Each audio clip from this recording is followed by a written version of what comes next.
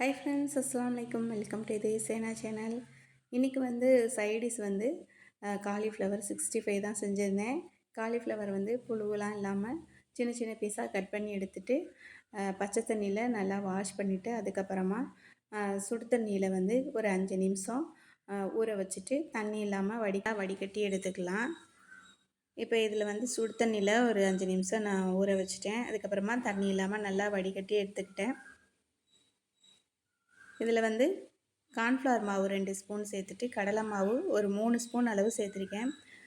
அப்போ தான் இது வந்து நல்லா கிறிஸ்பியாக மசாலாலாம் பிரியாமல் நல்லா இருக்குங்க. நம்ம பொரிக்கும் போது வந்து மசாலா பிரியாது, டேஸ்ட்டும் வந்து நல்லாயிருக்கும். 3 ஸ்பூன் கடலை மாவு சேர்த்துட்டு காரம் நம்மளுக்கு எவ்வளோ தேவையோ அந்த அளவு மிளகாத்தூள் சேர்த்துட்டேன், தனி மிளகாய் தூள். கொஞ்சமாக லெமன் பிழிஞ்சு விட்டுட்டு நல்லா மிக்ஸ் பண்ணி வச்சுட்டு ஒரு ஸ்பூன் அளவு மிளகு ஜீரகத்தூள் சேர்த்து நல்லா மிக்ஸ் பண்ணிவிட்டு ஃப்ரிட்ஜில் வந்து ஒரு 10 நிமிஷம் வச்சுட்டோன்னா நல்லாயிருக்கும் மசாலா செட் ஆகி.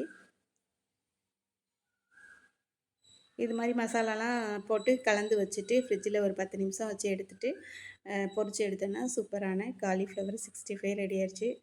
டேஸ்ட்டு வந்து நல்லாயிருக்கும். இதே மாதிரி நீங்கள் செஞ்சு பார்த்துட்டு எப்படி இருந்ததுன்னு கமெண்ட்ஸில் சொல்லுங்கள். நெக்ஸ்ட் வீடியோவில் பார்க்கலாம். தேங்க்யூ.